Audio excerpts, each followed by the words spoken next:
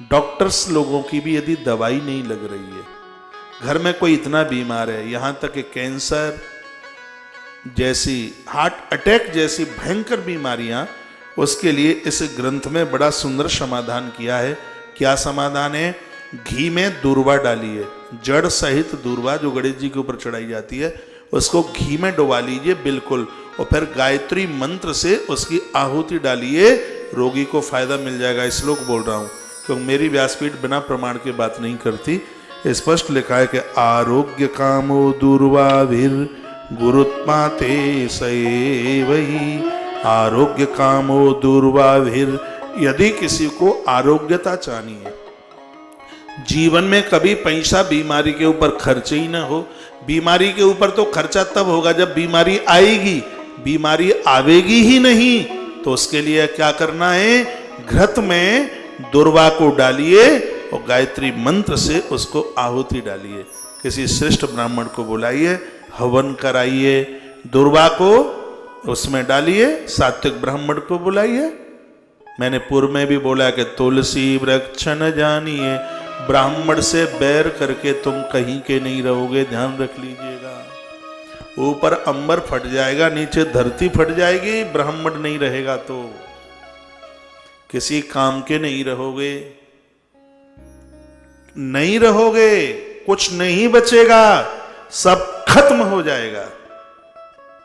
नमो ब्रह्मण्य देवाय गौ ब्राह्मण हिताय च जगद्विताय कृष्णाय गोविंदाय नमो नमः। मुझ जैसा आदमी किसी का क्या बिगाड़ेगा बताइए? किसी को क्या कष्ट पहुंचाएगा, किसी को क्या दुख पहुंचाएगा? तो मुझ जैसे तो इस धरती पर बहुत है, अनगिनत हैं।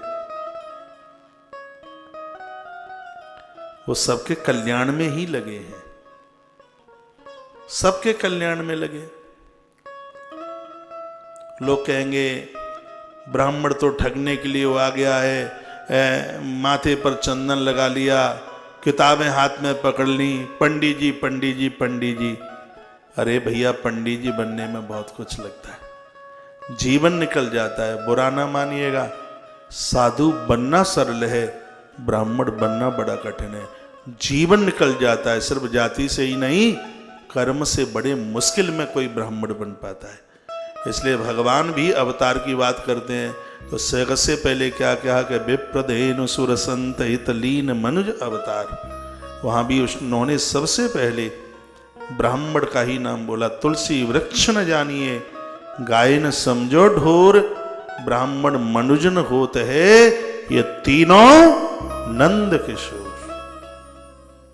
जब मैं कोई बात कहता हूं तो लगता है कि तो अपनी जाति बिरादरी, अरे भैया ऐसा बिल्कुल भी नहीं है, 1% भी नहीं है। इस आश्रम में सर्व समाज के लोग चल करके आते हैं। जो हकीकत ग्रंथ की बात है, यह ब्राह्मण नहीं रहेगा तो वेद लुप्त हो जाएंगे। और याद रखना, जिस समय वेद नहीं रहेगा उस समय मति नहीं रहेगी, और गाय नहीं रहेगी तो गति नहीं रहेगी, गति होगी ही नहीं। इसलिए वेद सुरक्षित बने रहें,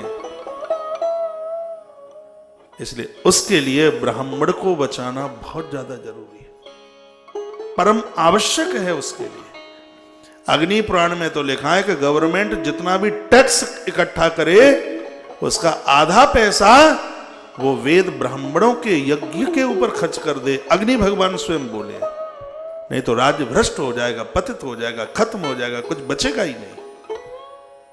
लेकिन आज तो संस्कृत के विद्यालयों में ताले डल गए। अब तो कहा जा रहा है कि मंदिरों से ब्राह्मण की छुट्टी करो।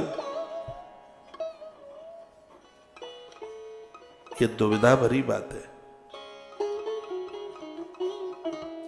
बंदूक कोई भी लटका ले, लेकिन बंदूक तो क्षत्रिय के ही कंधे पर अच्छी लगती है।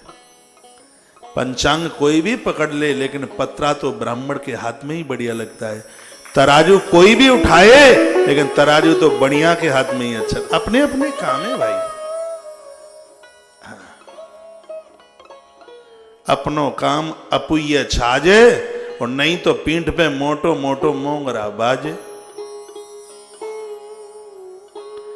तो किसी सात्विक सतोगुणी ब्राह्मण को बुलाकर घृत में दूर्वा डालकर और गायत्री मंत्र के द्वारा यज्ञ में आहुति डलवाई जाए तो आरोग्य कामो दूर्वाभिर, भैया संपूर्ण रोग खत्म कर दे दूर्वा। हवन में इसको आहूत कर दिया जावे तो भैया संपूर्ण रोग ही खत्म कर दे। ये गायत्री मंत्र का प्रभाव है। आज की कथा को यहीं विराम। आप सबको प्रणाम। जय श्री कृष्णा, जय सिया राम, जय गौ माता, जय राधे श्याम।